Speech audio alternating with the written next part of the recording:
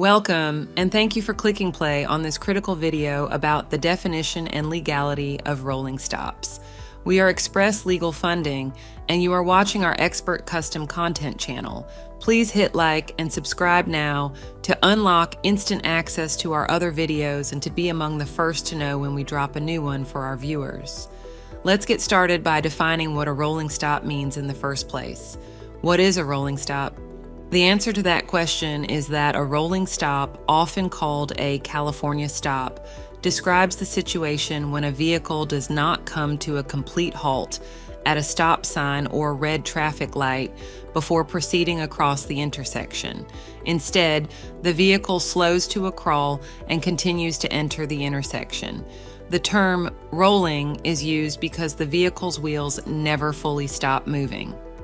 Although the car or truck speed at the point of a rolling stop is typically below 5 miles per hour, it's still considered a traffic violation because the vehicle hasn't made a complete stop and still has a forward velocity above 0 miles per hour when it enters the intersection to cross or makes a turn onto an adjoining street. Now let's discuss the legality of rolling stops by answering the following question. Is a rolling stop legal? No, but fair question though. Rolling stops are never allowed for motor vehicles in the United States.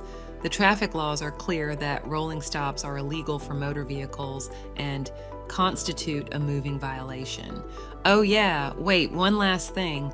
If you did not hate this video and didn't think it was a complete waste of your time, please hit like and subscribe.